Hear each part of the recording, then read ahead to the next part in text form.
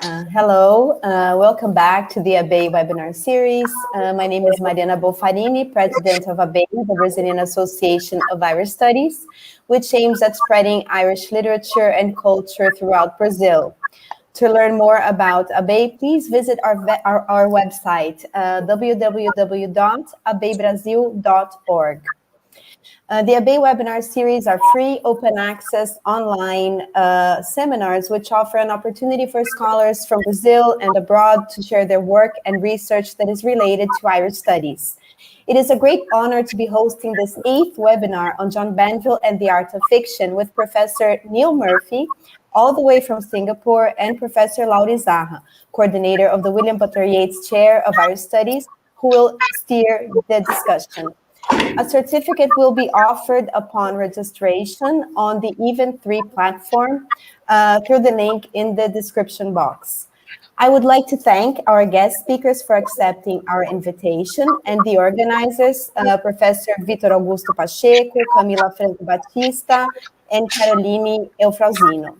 And of course, the ABEI Book Club, which is reading currently John Banville's novel, The Sea. And of course, to all those who are watching us, our most heartfelt thanks. Don't forget to leave your questions and comments on the chat. Now I will give the word and the floor to Caroline. Thank you. Good evening, everybody. So I'd like to thank Professor Laura and Professor Neil for being here. Yes, it's a great pleasure to have you here. And I would just like to invite you to take part in our book club. Yes, so we have a club to read Irish literature here in our association. We usually have online meetings that we stream via our YouTube channel. And we have a group on Telegram. So we are currently in John Banville, and we were supposed to have our last discussion tomorrow. But as we had this opportunity to have Professor Neil here with us, we are postponing this last session for next week. So then we have one extra week to read the novel again, to the ones who have finished, of course, are going to think about what we're going to listen to today. And then next week, next Friday, we're going to have again a meeting, an online meeting, and then we can have our final discussion on this novel. And keep in touch here with us. So follow us on Instagram, follow us on Facebook, and we are also on Twitter. So then we can share all of us this passion that we have on Irish literature. So you're all invited to be on this club with us. And now I pass the word to Professor Laura. Thank you, Laura. Hello, good evening, everybody. And it's really, thank you for the invitation, because it is my pleasure to introduce Neil Murphy to all the audience of ABEI, and especially those who are following Banville's readings. We share with Neil our passion for his work, so that's why it is really, I'm delighted to have you here, Neil, with us. So Neil Murphy is Professor of English and Chair of the School of Humanities at the NTU, that's a university in Singapore. His primary research interests include contemporary Irish and world fiction, as well as the relationship between the visual arts and literature. He's the editor of Aidan Higgins' The Fragility of Form, published in 2010. He has co-edited a special Flann O'Brien centenary issue of the Review of Contemporary Fiction in 2011, and the short fiction of Flann O'Brien in 2013. He has also co-edited a 4-book series related to the work of Dermot Healy, including a scholarly edition of Fighting with Shadows, published in 2015, as well as Dermot Healy, the collected short stories, published in 2015, and Dermot Healy, the collected plays of 2016, and Writing the Sky, Observations and Essays on Dermot Healy in 2016. So I think that next time, Neil, you will have to come here to introduce us to, indeed, to Dermot Healy, who has been how do you say, underappreciated writer, perhaps in the text or in the context of Irish literature. So Neil's monograph on John Banville, that I have it here, right, was published in 2018. And his essays on Irish fiction, postmodernism, and literary aesthetics are widely published in various books and journals. He is currently working on a new work on the significance of the visual arts in contemporary world fiction, and he is co-editing the Routledge Companion to Literature and Art. So it is a great pleasure to have you here with us, Neil, and you are going to speak about John Banville and the art of fiction. Welcome, the floor is yours. Okay, thank you so much. Thank you for that very kind introduction, Laura. I mean, I just want to say, first of all, good morning in Singapore, but good evening there in Brazil. And I want to say just a few quick thanks to Mariana and Caroline for the invitation, which I'm really sort of pleased to take up, and of course to Laura for I suppose joining me in this conversation this morning. But also, of course, I mean, Laura is she's one of that band of Banvillian scholars who have also written a book on Banville's work. She's written a very fine early work on Banville.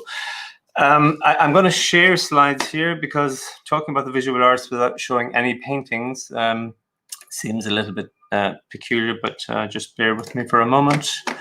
And I will, here we go.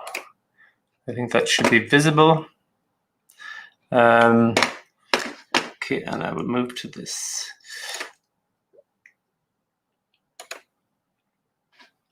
Okay, all right.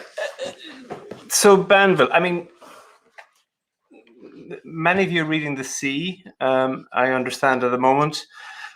But unlike writers like Dermot Healy and Aidan Higgins, who Laura just mentioned, Banville, I think, currently occupies the sort of upper echelons of international world fiction. He's one of the great stylists of our time, maybe of all time, when it comes to the novel form. And one of the consequences of the wonders of Banville's style is that when one speaks about Banville's work, I personally always have a sense that I'm doing it somewhat of an injustice. Partly because talking about style is a poor compensation for the style itself, but we try. So as I sort of talk through some of the interconnection between Banville and art, hopefully some of Banville's stylistic bravado and skill and beauty comes across. So to begin with, I mean, I just want to say a couple of things about that word art, which of course is a really loaded word. There's one incident that sums up the difficulty of this. Firstly, so when Banville won the Booker Prize in 2005, he gave a quite famous post-award interview in which he said it was, quote, "nice to see a work of art win the Booker Prize." I actually remember seeing it, but it oddly turned out to be something of a controversial statement, and that people seized upon to say he was an elitist, and he was that the implications that it was sort of art for art's sake and all this kind of thing.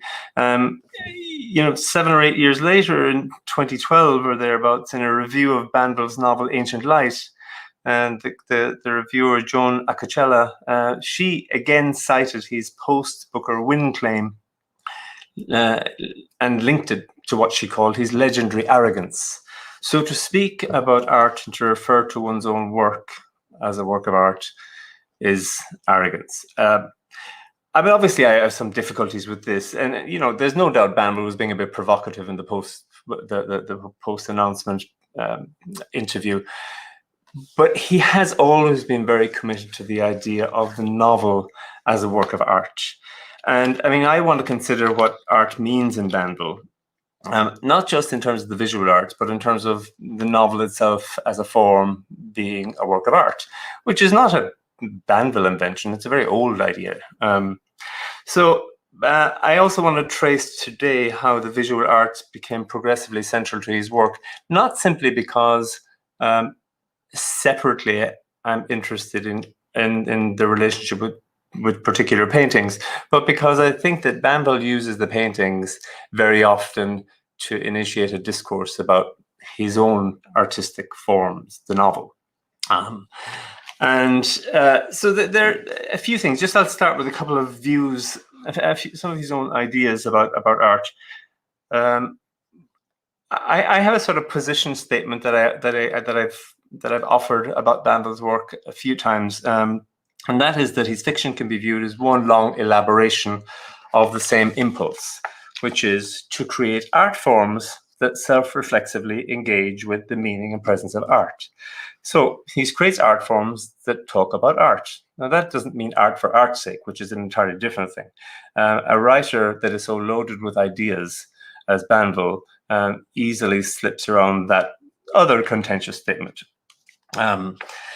Banville's insistence on the state of his own work as art and on the pursuit of beauty as the proper aim of the artist have long characterized his observations about his work. And for anyone who's read his interviews, you realize this. He's remarkably consistent across decades in the things he says with respect to art and beauty.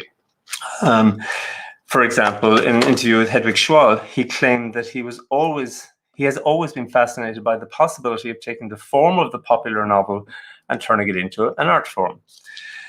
Now, I mean, this is far from a unique position. I'll give you one example.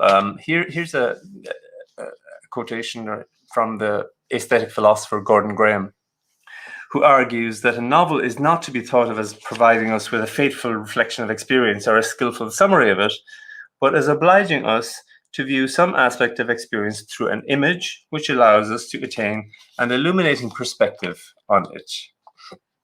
And he also says that works of art actually create the world of that experience for us by fashioning master images that become paradigms for thought and conduct. Graham's vision echoes Banville's explanation of his way of working. I mean, the key here, I think, is this notion of illuminating experience. And this is why there are literally hundreds and hundreds of passages across the years in Banville's novels where seemingly unimportant scenes and moments are zoomed in on and focused on and illuminated. It's almost the joy of description for the sake of description.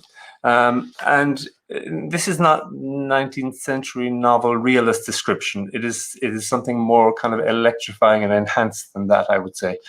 But Banville's position is actually not a million miles away from Gordon Graham. Anyway, he says things like that. There's a couple of again, kind of contentious moments. He says things like, I have no messages to deliver. I simply want to recreate the world as I see it and to provide delight to readers, no messages. I'm not interested in politics. I'm not interested in society. I'm not interested in man. I seem to be just interested in this voice that goes on and on and on in my head. And for art, subject is always incidental, or at least secondary to the work itself. Now, I mean, these kind of statements, again, it's partly Banville being provocative, but also being very serious, I think, in the sense that he doesn't see fiction as being sort of acts of kind of rhetorical purpose, that they're trying to convince us of something, they're trying to change the world. Now, this is not to dismiss that kind of writing. It's just not the kind of writing he does, I think. And I think these kinds of positions, when you realize where he's coming from, it does explain probably a little bit better why he does what he does in the novels. And I think that this has been there from the very beginning. I think all of Banville's work have been kind of loosely about, or generally about, the possibility of creativity, their sort of self-conscious discourses with their own possibilities, how to create the world, how to intersect with the world or interface with the world, and how to write it out. He seems to be fascinated by this. Even in the Blue Guitar, a far more recent novel, the first time actually in Banville that we have an artist narrator figure, an actual visual artist narrator. So it's almost like the metaphor has evaporated and we really are dealing more literally with an artist. But again, that novel is entirely about the process of a painter trying to come to terms with the problem of not being able to paint anymore. But in the earlier work, we still see this. For example, in Birchwood, in 1973, the big house at the ancestral home, a very serious sort of historical mode in many cases, is transformed in Banville to a postmodern parody, which moves from a kind of pretend elegance. We have a circus in there, but the novel is also littered with comments about art. The science tetralogy, the 4 novels that follow Birchwood, Dr. Copernicus, Kepler, the Newton Letter, Mephisto, which were published in the 1970s and 80s.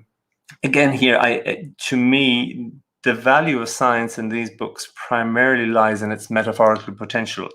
Banville set up all of these scientific heroes as creative artists in his own right, and he uses the language of of scientific discovery to mirror artistic discovery, and this has been worked on by many critics of Banville.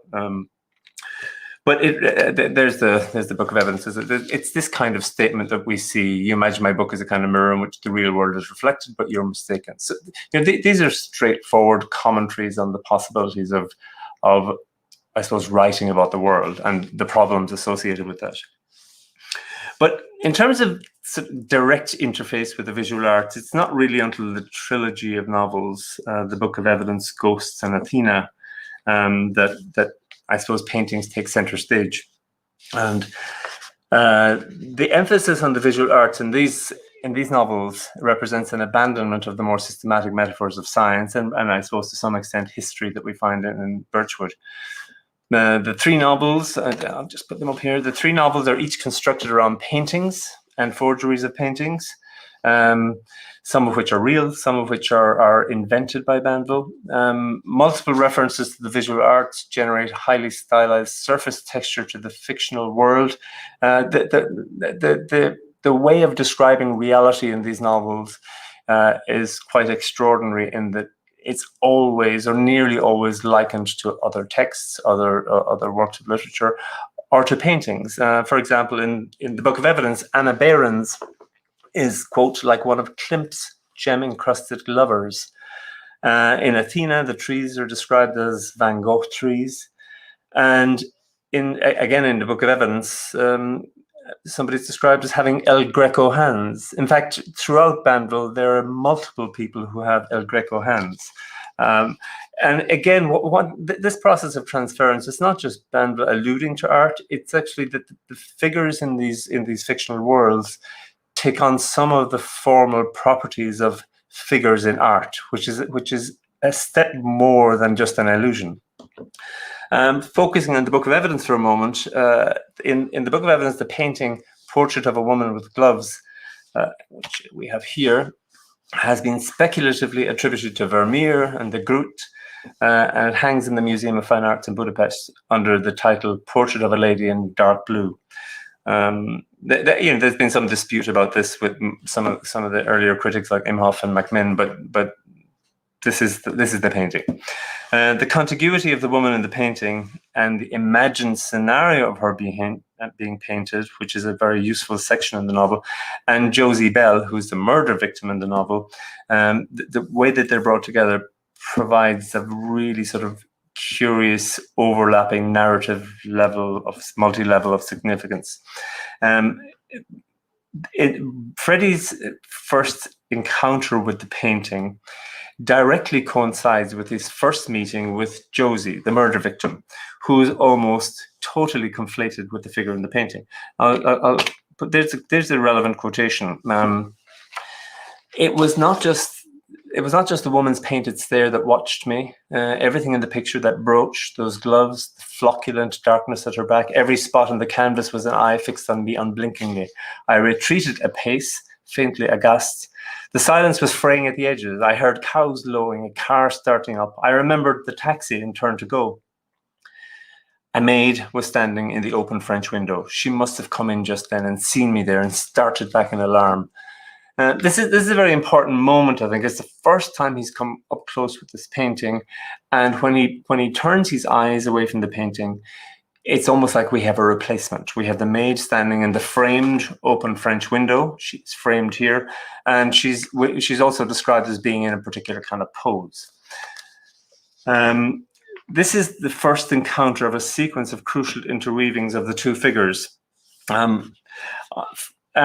next most important one is on the day of the theft and murder. A similar conflation occurs with Josie entering the room precisely at the moment that Freddie is stealing the painting.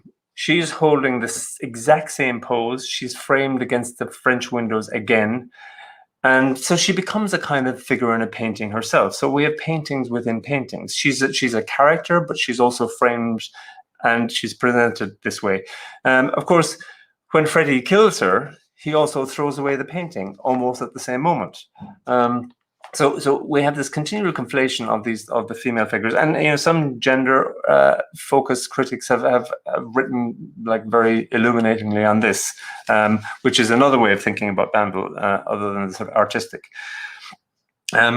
Freddie later reveals what he views to be his essential sin. He says, I think we have it here. He says that I never imagined her vividly enough. So this is why he kills her. He never imagined her vividly enough. I never made her be there sufficiently that I did not make her live. Yes, that failure of imagination is my real crime.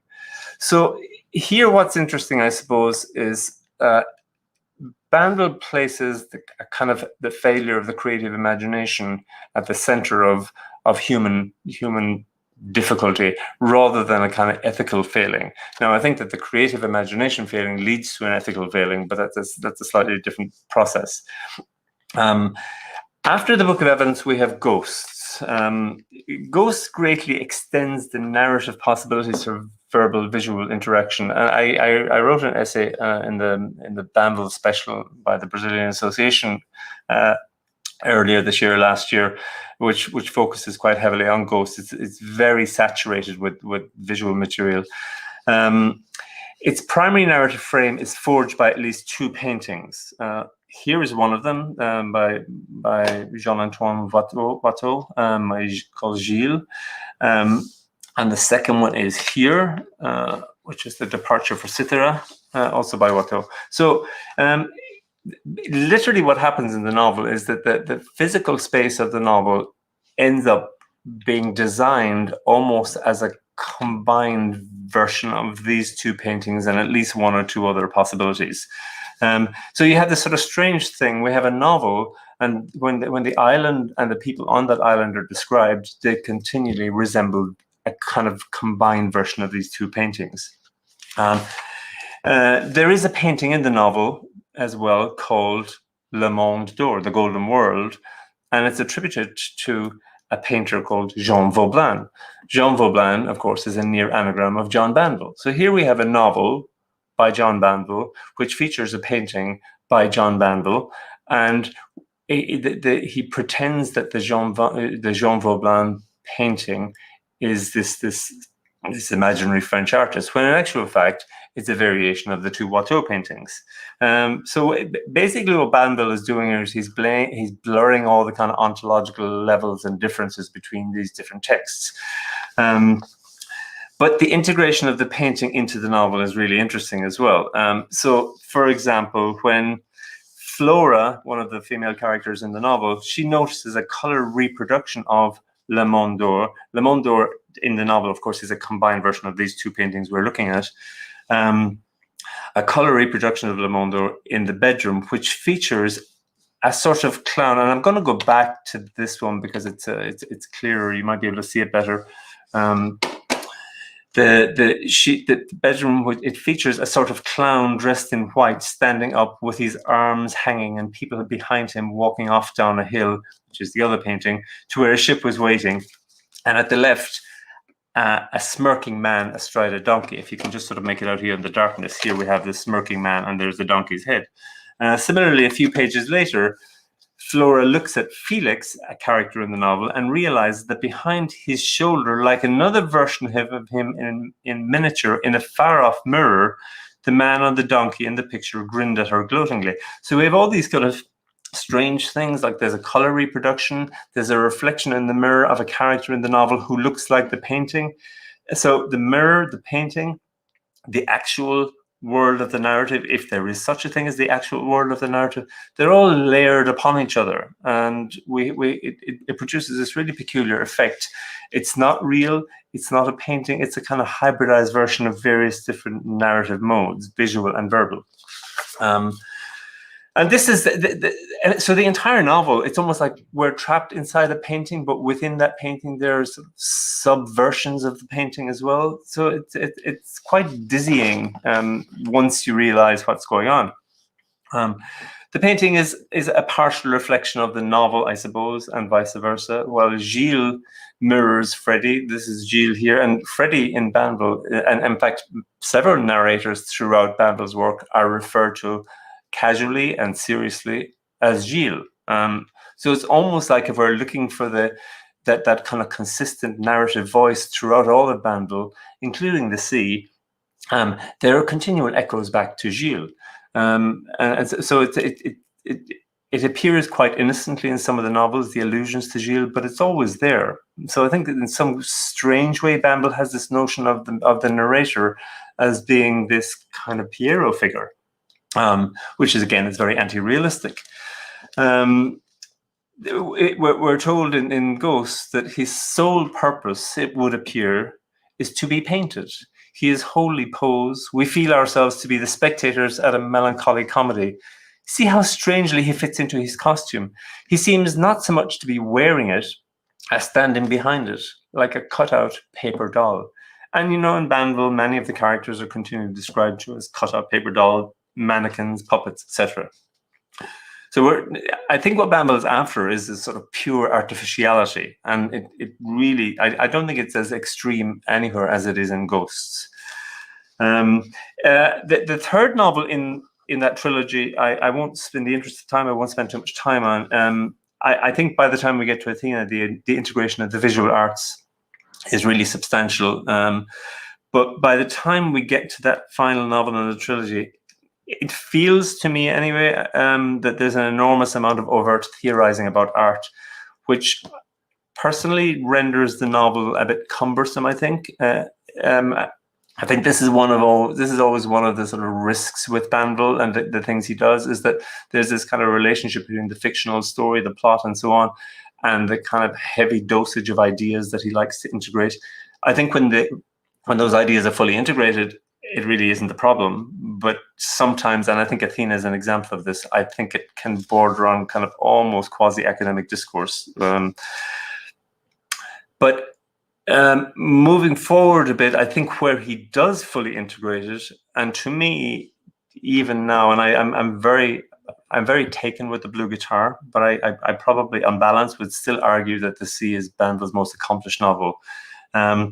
And I think in 2005 in The Sea, his relationship with the visual arts became really central, after a kind of deviation for a while since Ghosts. In my view, The Sea is Banville's most technically accomplished work, simply because all of the ideas are so fully integrated into the novel form itself. The central character, Max, just a quick summary of the plot. The central character, Max, is grieving the recent loss of his wife, Anna, to cancer. He moves into a retirement home in a seaside village where he had, in fact, spent time as a boy and had first fell in love with Chloe Grace, or at least it appears like that. She and her twin brother, Miles, drowned during one of their summer holidays. Chloe and her family had stayed in the very house where Max is now a resident. It has become a kind of old folks' home. And their nanny, Chloe and Miles' nanny, Rose, she actually now runs the old folks' home. So different time zones are overlapping and echoing all the time because of this kind of continual presence of the house, Max, Rose. And of course, Chloe and Miles are like ghosts throughout the entire narrative. The novel shifts continually between these three time zones: Max's childhood, the period of his wife's illness, and his life in the Cedars after her death. Time, memory, loss are the major themes in the novel. You have these wonderful Banville moments where Max informs us that the past beats inside me like a second heart, and you really can feel that heart right through the novel. It erupts. Just the slightest allusion to something brings the past flooding back, or a version of the past. We're never quite sure how fixed or true that past is. The novel employs a variety of narrative strategies that imaginatively speak to the way that time asserts itself in non-linear fashion. Time comes to us like waves, like the sea, wave-like. And the strategies that are used allow time to slip and slide between the three distinct time zones. Max, I think, also imagines rather than just recovers the past. And this is back to this notion of illumination that runs throughout Banville. There's no exact recovery. There's only artistic illumination of fragments of the past. And I think this is what we find. The sea also deploys a sophisticated range of narrative strategies that relate to the visual arts. And that's partly what I want to focus now. One wonderful example is when Max encounters Constance Grace washing Rose's hair. Just move forward here. Constance Grace is washing Rose's hair in the garden, and we're offered a kind of narrative tableau as a kind of substitute for narration. So the kind of sequence of events slows down greatly, and we focus on the scene. Making overt reference to Vermeer's The Milkmaid, as she washes Rose's hair, Constance is described as being in the pose of Vermeer's maid, with the milk jug, her head and her left shoulder inclined, one hand cupped under the heavy fall of Rose's hair, and the other pouring a dense silvery sluice of water from a chipped enamel jug. So here what happens is the narrative reality of the novel is overlain with the Vermeer painting. The resemblance to the still life permits a suspension of the temporal narrative flow by framing the scene in ekphrasis, or kind of quasi-ekphrasis, because strictly speaking, it's just like Vermeer. It's not actually Vermeer. So it's not strictly speaking ekphrasis, but it's like it. But the novel extends far beyond simple or partial ekphrasis.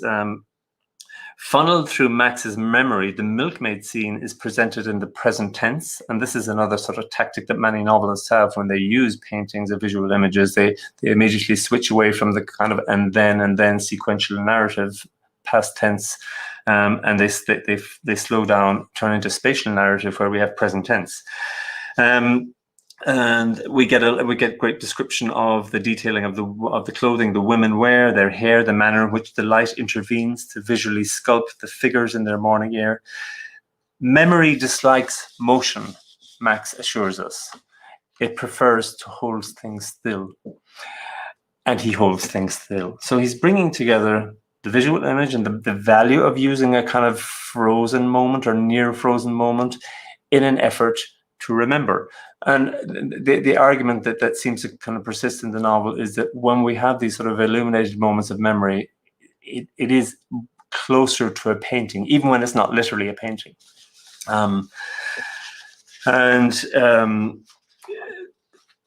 The scene that I just mentioned also extends beyond the limits of both Vermeer and the moment itself. It merges the still life with another of Banville's artistic presences. As the water falls from Constance's jug, it touches the crown of Rose's head and makes a bare patch that shakes and slithers like the spot of moonlight on Pierrot's sleeve. And we're back to our friend here again. The Pierrot is always Gilles in Banville, or almost always anyway. So again, we begin by talking about Vermeer. We switch to Watteau, and so Gilles is back. Again, returning to register his presence in the fabric of Banville's ghostly artistic world. These presences are everywhere, they're hovering. And this becomes even more powerful when we talk about Bonnard in a moment. The scene then draws us to an extended discussion of Rose's visual features, in which her profile generates an illusion like, quote, one of those fiddly Picasso portraits, which prevents one from ever truly seeing her head on. while she would also sometimes seem like a Duccio Madonna, melancholy, remote, self-forgetting, lost in the somber dream of all that was to come. When Banville does this kind of thing, what's happening is the texture of the fictional reality is conditioned and saturated by relentless illusions. The Vermeer illusion is sort of interesting. That comes back in Banville elsewhere as well. For example, in the Infinities, the 2009 novel, Vermeer's masterpiece is also alluded to, and the narrator complains that the jug in the Vermeer painting has been there so long that the milk has gone sour. So, of course, he's referring to it as an old painting, old sour milk, but also the fact is that the Vermeer paintings keep repeating in Banville, and they do, they keep coming back. Most importantly, I think in the sea, with respect to the visual arts at least, the presence of Pierre Bonnard, the post-impressionist painter, is most significant. On a literal level, Max is writing a book on Bonnard. Actually, Max's daughter, incidentally, is writing. She's a Jean Vauban scholar. So Max is the narrator in the Banville novel, has a daughter called Claire, who is actually an expert on Banville, I suppose, if we see Jean Vauban as Banville. All these kind of games are everywhere in Banville, of course. The sea is literally saturated with Bonnard, from casual references to items familiar in his paintings, to direct allusions to his work, to his life, to the infusion of theories of art and practices that Bonnard himself had written about.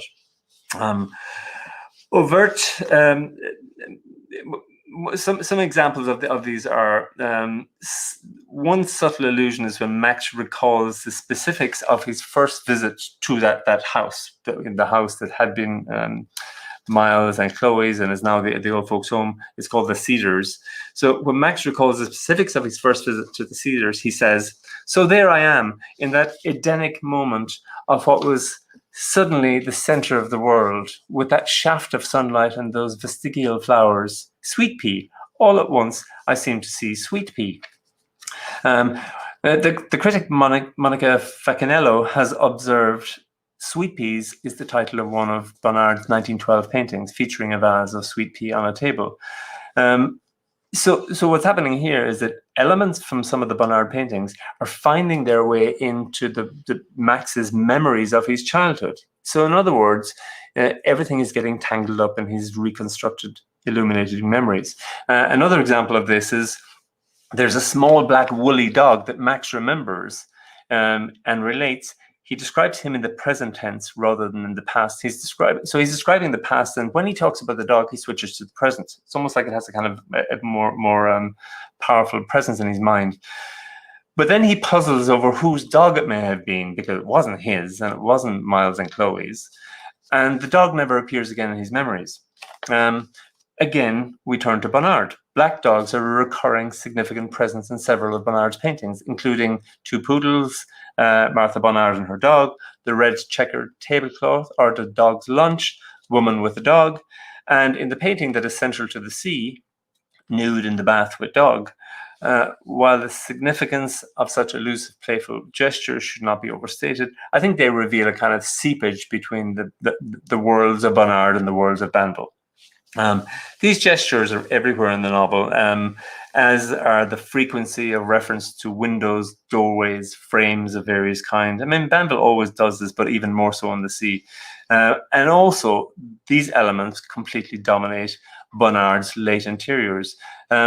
Most of Bonnard's mature work, and probably his most successful work, related to the interiors of his house. You can actually see you can see Bonnard's house by tracing through all the paintings. That's where he was most fascinated. He wasn't growing for the grand flourish. He wanted to illuminate simple objects. Banville's familiar habit of musing in the architectural features of houses, rooms, corridors also extends to the sea, just like it does in Bonnard. For Bonnard, in his late interiors, the critic Nicholas Watkins tells us rooms were analogues of human experience, and his aim was to draw the spectator into a painting on a contemplative journey in which familiar objects are encountered as though for the first time. In a way, this is what's happening with Banville. Anybody who's read all of Banville or much of Banville realizes the kind of continual echoes backwards and forwards. He uses very similar elements, very similar character types with slight modifications. So we always feel like they're familiar but slightly different. And I think that this is the kind of effect he's after. One kind of very sort of literal example of this in Bonnard is Max notices a shimmering outline of color, and I'll put it up here. It's this painting. Max notices a shimmering outline of color in one of Bonnard's paintings that bears resemblance to Chloe's forehead. And I'm not sure if you can see it. It's right here. You can see the outline if you can follow the cursor. I'm not sure, can you see my cursor? But if you can see it, it's there. There's the head, and there's the body, and there's the hand. So right there on the edge of the screen in orange, you can see the faint outline of a person. And this is very common in Bonnard's paint, the interiors. There's all these kind of ghost-like figures. Sometimes it might be somebody under a table, or kind of just peering from another room or something. You can never quite make them out, but they're there, these ghostly presences. And when Max talks about this, he refers to Chloe's forehead. He refers to her handsome, high-domed, oddly convex forehead, like, it suddenly strikes me, remarkably like the forehead of that ghostly figure seen in profile, hovering at the edge of Bonnard's table in front of the window. And importantly, barely distinguishable human figure, which is a common feature of Bonnard's late interiors, but it's also there in Banville. Characters are often quite ghost-like in Banville. They don't really quite appear. Eclipse is a wonderful example of this, but I think probably all these characters. And Max himself experiences a moment like this when he momentarily witnesses himself as an image from outside. He says, "I had a sudden image of myself as a sort of large, dark simian something slumped there at the table, or not a something, but a nothing, rather a hole in the room, a palpable absence, a darkness visible." Now, this is almost identical to what Bonnard is doing in these paintings. This sense of himself as being insubstantial, too insubstantial to be a human, but definitely a presence. So we have these sort of figures in art which are not really quite human, including our own narrator. As with the stylized quality of Banville's work, Bonnard also emphatically insisted that art was not nature. He was convinced of the fundamental difference between the two, and he foregrounded the primacy of the act of composition in many places. In fact, he felt that the close proximity to the object or the real world was destabilizing for the work of art, and his composition process involved only minimal interaction with the object. He preferred to paint from ideas, memories, rough sketches. He says, quote, "I am very weak.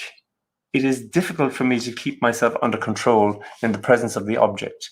I have images in my head of Banville oft proclaiming how he writes with his face to a white wall, that he doesn't want to be distracted by the real. So you have these kind of echoes that sort of cross-pollinate their works, I think. But we also have the self-conscious mode, which is so important to Banville. Banville's narrators are always talking about the fact that they're making, writing, seeing, putting things together, remembering, telling stories, and so on. There's a kind of discourse that exists in the visual arts for that as well, and it's really the presence of picture frames, window frames, easels. I mean, that painting again in front of us, the table in front of the window. The window is kind of doubling up as an easel. So what's outside the window is both real and a painting. So you have to make up your mind, which is it? And to the foreground is, if the background is a painting, what is the foreground? That bowl of fruit there. So you have this kind of continual play and sort of provocative teasing between what's real and what's painted or fictional. In this case, we have the illusion of an easel vertically slicing the image in two, but it is also not really an easel, it's a window, window to the real. There are many examples of this throughout Banville. I mean, there's one wonderful sequence where Max and Anna visit the doctor, Mr. Todd, to receive her cancer diagnosis, and there's all these references to. I mean, Max actually cannot look at the doctor and Anna when the diagnosis is being shared, he looks through a reflection in the window. It's almost like he can't see things head on. He wants to see things reflected through other images. It's quite extraordinary. And there's all these sequences of when he's talking to her, he's seeing her images, reflections in her spectacles, all sorts of things. Quite extraordinary, really. I mean, there's a kind of proliferation of not looking, but actually looking at kind of secondhand images. Max also notes Bonnard's habit of repeatedly painting Martha in her bath, continuing the series long after his model has passed away. And one of the most famous paintings of his wife, this is the one that's so central to the novel, Nude in the Bath with Dog. This occupies a position of central significance in the sea, and Max Ekphrasis reveals much about both the painting and his narrative response to his subject, Anna. I leave the painting there, even though I have the text on the next slide, and so I'll read the moment where he describes the painting. In the Nude in the Bath with Dog, begun in 1941, a year before Martha's death and not completed until 1946, she lies there pink and mauve and gold, a goddess of the floating world, attenuated, ageless, as much dead as alive. Beside her on the tiles, her little brown dog, her familiar, a dachshund, I think, curled, watchful on its mat, or what may be a square of flaking sunlight falling from an unseen window. The narrow room that is her refuge vibrates around her, throbbing in its colors. Her feet, the left one, tensed at the end of its impossibly long leg, seems to have pushed the bath out of shape and made it bulge at the left end. And beneath the bath on that side, in the same force field, the floor is pulled out of alignment too, and seems on the point of pouring away into the corner. Not like a floor at all, but a moving pool of dappled water. All moves here, moves in silence, in aqueous silence. The immediate connections between Bonnard's and Max's subjects are clear from the basic details of Martha's dying within a year of the painting being initiated. And Max overtly states that he is reminded of Anna when he looks at this painting of Martha. He says, her right hand rests on her thigh, stilled in the act of supination. And I think of Anna's hands on the table that first day when we came back from Mr. Todd, her helpless hands with palms upturned. Anna's hands were featured in the quasi-portrait that Max witnessed in the reflected glass, the one I mentioned a moment ago, of Mr. Todd's window, just like Martha's, resting on her thigh, completing a sequence of associated visual images. And of course, Anna also took to the bath when she was ill, just like Martha spent apparently years and years spending hours in the bath. So it's very clear that Banville wants Anna and Martha to be overlaid with each other for a variety of reasons. And realistically, neither of them are real, strictly speaking. Both Anna and Martha primarily exist as either textual or visual paintings. We don't really get to see them head on, hence all this kind of looking at Anna through images and reflections. Although Martha was 73 when she died, Bonnard continued to paint her as a young woman, retaining her as a model of sorts. So the young Martha was always the model in his mind. She's always more a shape, an impression of vibrant color, than a real person. And Anna, too, seems half present in Max's late descriptions of her. Here's one. She said so many strange things nowadays, as if she were already somewhere else, beyond me, where even words had a different meaning. Her face, worn almost to the bone, had taken on a frightful beauty. There's something transformed about her. And he when he talks about these sort of illuminated presences, he uses the word beauty a lot. I just have a few final points to sort of conclude, I suppose. Bonnard observed in 1939 that one always speaks of submitting to the demands of nature, but there is also submitting to the demands of the picture. And he's making the distinction here, I think, between form and content. The painter's principal subject, he noted, is the surface, which has its color, its laws over and above those of objects in the real world. Here, Bonnard separates subject matter and artistic method, and his emphasis, like Banville's, is clearly on the surface, the beautiful surfaces of the world, of the work. Another of Banville's major intertextual presences, Heinrich von Kleist. He claimed in a late letter, "The world is a strange setup, and we are not at home in it. God, if he exists, is incomprehensible.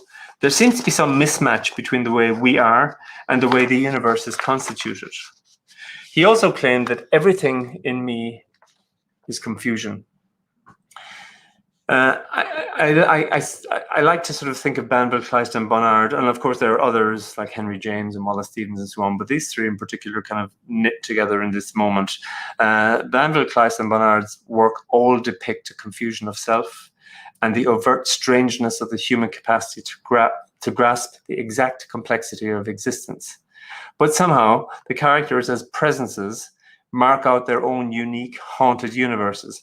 In The Sea, Max's memories are insubstantial. They're not accurate. They're always shimmering kind of slightly out of focus, but they're valuable. It's not that they're untrue. They just don't have that quality of precision that sometimes we probably foolishly expect.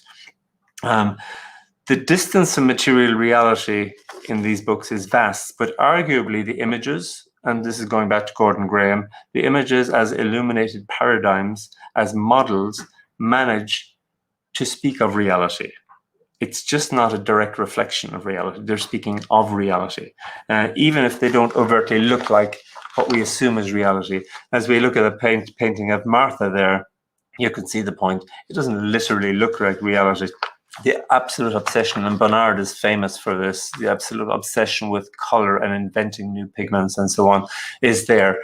So that throbs to him more than the actual image in the real that he has long since forgotten anyway. Just one last point really with respect to the blue guitar. It is an interesting way to think about the way Banville uses paintings, because in the blue guitar, the title of the blue guitar alludes to both Picasso's The Old Guitarist and Wallace Stevens' The Man with the Blue Guitar. So Banville's novel is a kind of it's a kind of weird, ghostly intersection of these three things, and yet there is no. Picasso's painting doesn't exist in that novel. In fact, the painting that exists most profoundly in the blue guitar is Manet's Déjeuner sur l'herbe, but Picasso is not there. But that doesn't mean he's not there. And I think that this is what we find with Banville as he proceeds. That when you get to something like the blue guitar, it's almost like the use of art and artistry is not as overt. Yes, we have an artist who is the narrator, the first artist, as I say, in Banville, the first artist narrator in Banville, which allows us to engage in a discourse about art to such a specific degree that we never had before in Banville. I actually view the blue guitar as a kind of almost like a retrospective commentary on Banville's whole career, with the figure Oliver Orme being the kind of being the sort of familiar Banville narrator, but he's closer to Banville than ever before, I think. The presence of those paintings are more subtle. The presence of Picasso, I mean, and of Wallace Stevens's poem, they're more subtle. I think that by now what we're talking about is that there's an integrated aesthetic shape and belief system that Banville has, and it defines the blue guitar. The blue guitar is not about Picasso's painting, literally though. I think these are kind of subtle allusions that he has all the time. So overall, I mean, I suppose in a way the blue guitar kind of brings me to a close, but it brings me to a close in the same way that perhaps it brought Banville to a close with that kind of stark emphasis on the visual arts. And I'm always nervous about saying that Banville brings anything to a close, because then he keeps writing. I mean, the next novel, The Singularities, is due soon. But there does seem to be something in the blue guitar which is a kind of retrospective feeling. But it does also, as always, confirm to me with Banville, I actually think that Banville is interested in almost nothing but art. Now that isn't just because I work in art. I think that in every single novel, right from the very beginning, I think that in some shape or form, he's been trying to speak about that. That doesn't mean that it's not about the world. I think we need to be very clear about that. It's just the transposition of reality into artistic form is what fascinates him. But it doesn't mean reality is gone. It's just transposed. Okay, that's it for me. So thank you. Thanks. And I'll stop sharing. Great, a big applause for your enlightening lecture, Neil. I really enjoyed it a lot, and I am glad that you weaved your lecture around the idea of art.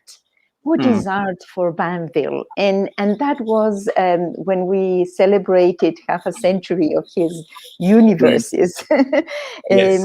You mentioned to him that you asked yourself why you have devoted so many years, nearly 20 years, studying him, and the same thing with us.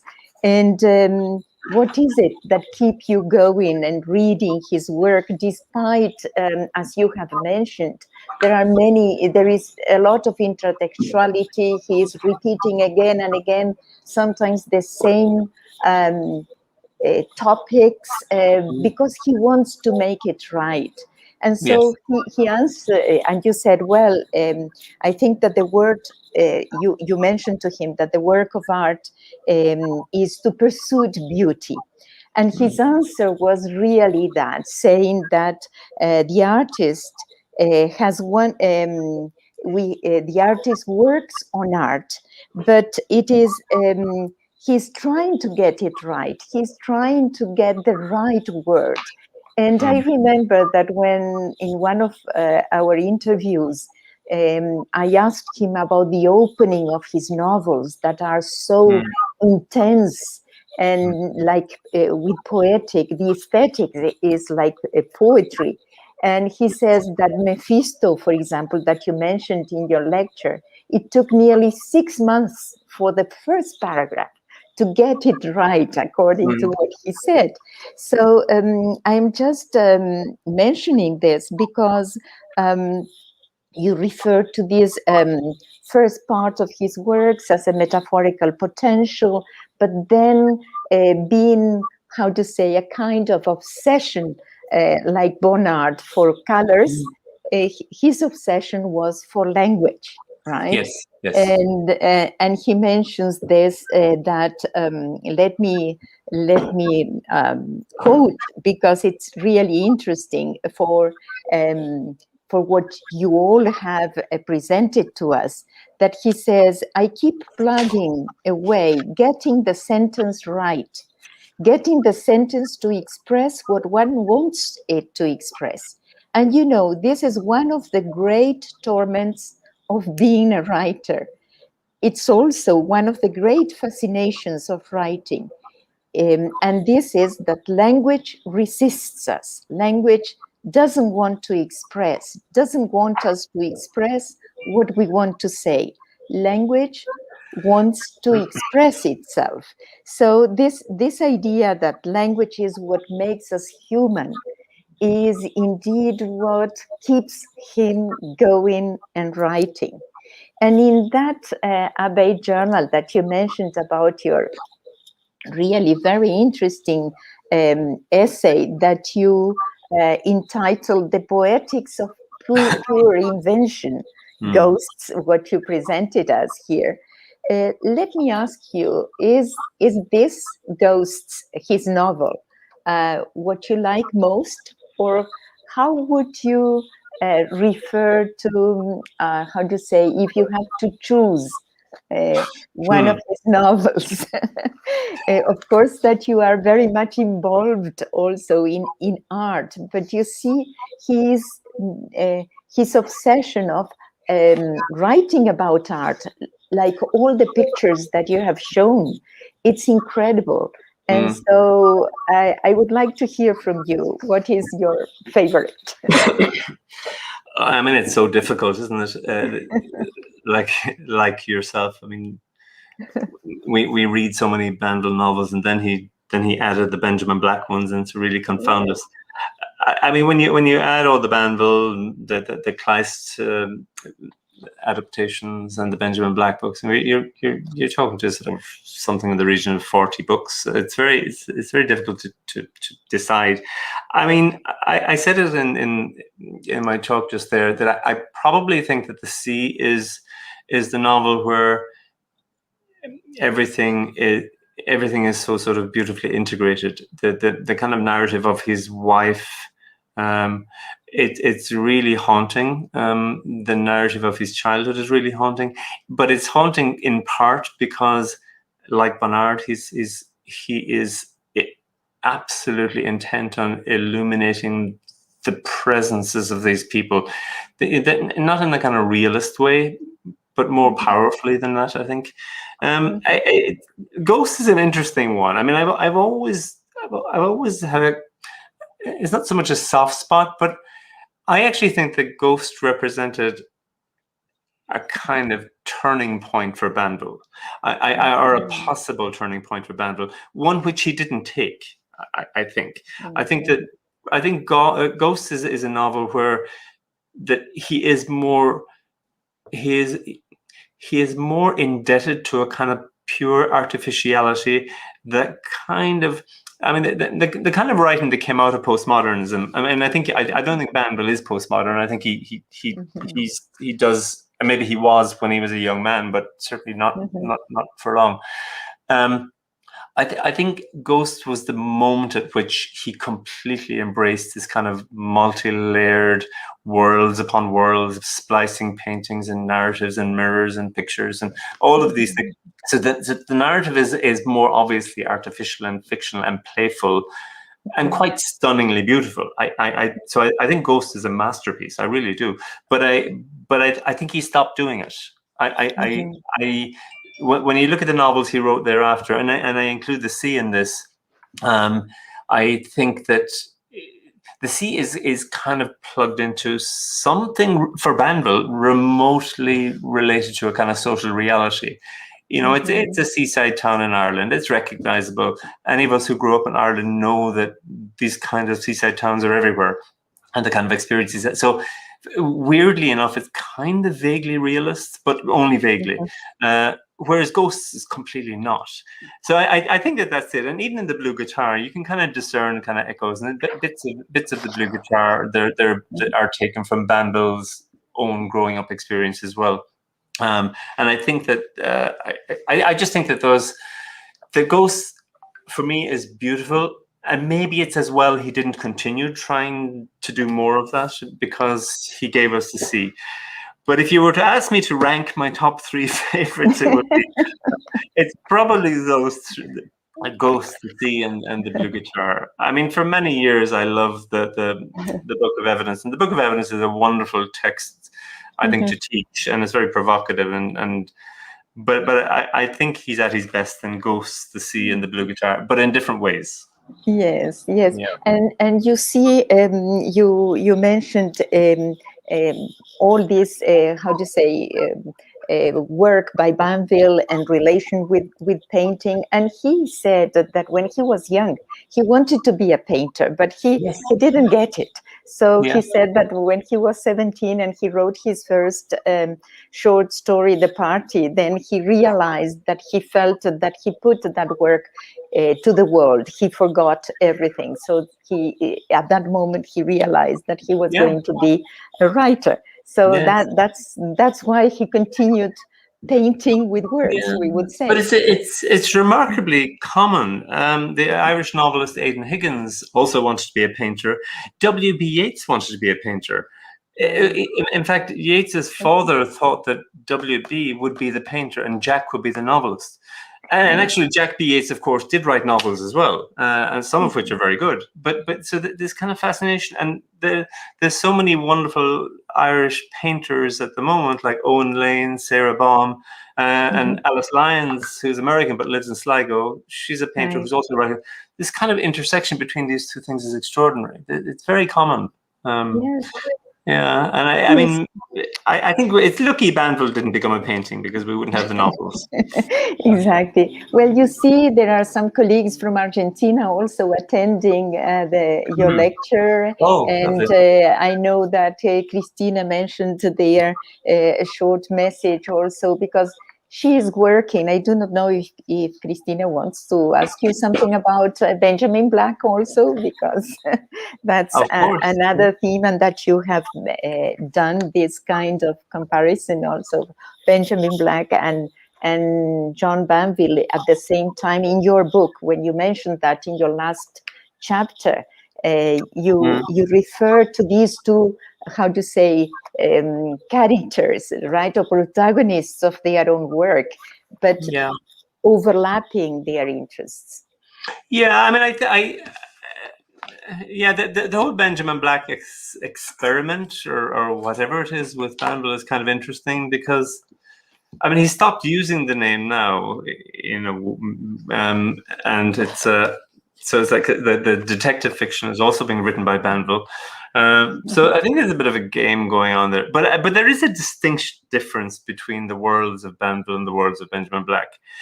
What I find interesting is that the characters in Banville, the paintings they're obsessed with, are also the paintings that the characters in Benjamin Black are interested in. It's the same painters, the same El Greco hands, all of these kinds of things. You actually, even in some of the novels, you have paintings, in some of the Benjamin Black novels, you have paintings hanging in apartments, which are paintings that we find in Banville.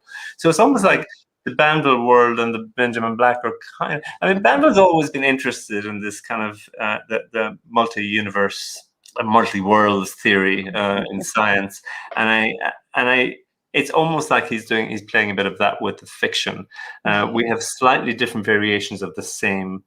And if you think about it, the narrators in the Benjamin Black novels, whether they're the Quirk novels or the others, they're always on a kind of pursuit of meaning and trying to figure things out as well. And they never really find an absolute conclusion, just like Banville's narrators. So I think I think the difference is a degree of intensity. The Banville novels are more intensely wrought, and I think the lines, the style is more heavily poeticized than in Benjamin Black. But I actually think that they're very similar. I don't think that the Benjamin Black books are Banville light. Some people, I think that they don't have the same sort of poetic linguistic density, but I actually think they're doing very similar things. And Banville, I mean, like always, and when he speaks as Benjamin Black, it's hard to know how serious he is, I think, sometimes. But he does talk about that he's utterly convinced that the detective novel is an art form as well. And he's got some favorite crime writers who he thinks are masterpiece writers and stuff. So I think, I suppose on balance I probably prefer the Banville novels, but I think the Benjamin Black novels are quite beautiful things in their own right. Right, and then he said, I think it was the symposium last year, that he said that now it's over. Yeah. I do not know, Caroline and Mariana, if there are any questions from the audience. I know that we have extended a bit further from our timing. Christina, I think Benjamin Black is interested in a state of society. There is a difference. This is a central question, and the chapter on the Benjamin Black books in my novel, I deal with this a bit. I mean, I suppose I would probably agree with you, but Banville insists that this is not the case. And again, I suppose it's back to that I quoted earlier. I'll just try to find the quotation for you. What he said was, he says, for art, subject is always incidental, or at least secondary. So, I mean, I think that the subject is there in the book, in the Benjamin Black novels. He's clearly talking about 1950s Ireland. He's clearly talking about issues related to the Catholic Church and so on, and various other aspects related to politics, and but I think the way out of this for Banville is he would say that, yes, this is there because this is material I knew. And if we're talking about 1950s Ireland, of course, that's it. And he does decide, unlike with the Banville novels, to situate in a kind of specific place and time. But his argument would be that these issues are incidental to the work itself. And they're secondary. It's not a denial that they're there, but they're secondary. I mean, it's a difficult one because, I mean, with Banville, we're so used to him not doing this, and then in the Benjamin Black novels, there's an obvious distinction. I suppose my position kind of is that because I'm interested in Banville's works and the Benjamin Black novels as works of art, while I see the sort of social historical stuff, and there's no denying it, of course. But I don't really think that that's what makes the books important. Now, depending on one's persuasion and perspective, from a critical point of view, one might see this as being very important. If you're reading Banville and if you're trying to work on fiction that engages with the historical social era, then I can see how Benjamin Black would be useful to you. I just don't think there's enough detail to make compelling sociological cases, though, and that would be my own sense. And I mean, some people are writing about Benjamin Black in this context. So I can see the point. For me, it's not what makes the Benjamin Black books crucial, though. I think that they're important for other reasons. Mm-hmm. Okay, thank you, Neil. There is another one, Mariana. Would you like to read that? Yeah, considering the discussion on the limits of representation of the word and the image in Lessing, for example, would Banville's treatment of the image in his works be a solution to this dilemma? I mean, I'm inclined to say yes, but on the other hand, I also think that given Banville's fascination, for example, with Bonnard, I don't think Bonnard is looking for a solution. I think he's looking, because again, he was more interested in the surface texture of the paintings than he was of the real. So, I mean, my view is that I think Banville is convinced that there simply are limits of representation in a realist sense. I think that the illuminated images that he seems to gravitate towards, the illuminated passages that he tries to construct in the texts, I think I don't like to use the word transcendent with Banville because it gets a bit flaky, but I think that there is a kind of sense in which he takes the world and he talks about sort of the intense gaze of the artist and all of this, and it's almost like you reconstruct and reinvent it, you illuminate it and make it something other. It's sometimes with Banville, it's almost like that the real is mundane until we make it special. And this is why he cites Rilke as well so frequently, those lines, don't tell the angel things he already knows, tell him the untellable. Praise this world to the angel, and I think that's the kind of logic he has. So there's no solution to the problem of representation. It's more that we change the terms of the discussion, I think. So instead of talking about I can't represent reality, I mean, everybody knows that even a photograph is loaded with intent, and nothing is innocent. We adjust the representation, but I think this debate that is encapsulated in your question is central to Banville. I think it's there everywhere. Yeah, he's always playing with it, teasing with it. Yeah. Yes. Thank you. Okay. Well, I think that that's the last question we have, Neil. And it was, well, there are so many other things that I would have liked to continue discussing with you, but it will be perhaps next time For sure. when you come back to Brazil virtually and even in person, perhaps in the near future. Well, there it is, insightful. Thank you for the great lecture. Enjoyed listening and thinking about the images. Yes, and that's it.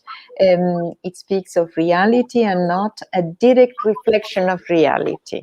that's Okay. what Thanks, you. Michelle. Yes, that's what you have said. Gisele was also here, who worked with ekphrasis, but you also in your lecture referred to this and the difference that Banville is doing with the way he treated these pictures in his own plot of the stories. Well, thank you very much, everybody, for attending this lecture, and thank you, Neil, because it was really an enlightening lecture. No, thank you and very gives us the you seduce all the audience to read more about Banville. Thank you very much. Thank you, Laura. Thank you very much. Thank you. You're a wonderful host. Thank you. And we'll see you in Brazil sometime. Yes, of course. So I think that Carol will come now. Okay. So thank you, Neil. Thank you very much for the audience. Yes, there are lots of people interested in Banville, many people from the book club that were here. So thank you very much for being here with us. Thank you, Laura, for chairing the session. And again, On the Neil, contrary. thank you for accepting the invitation. Of course. And I invite you all to take part in our last discussion about the sea now with a more Excellent. yes, with a different perspective in our discussions. And so it's going to be next Friday. Thank you. Bye bye. Thank you, Caroline. Thank you, Laura. Thank you, Neil. Bye bye. Bye bye. Thanks so much. Bye bye. Talk soon.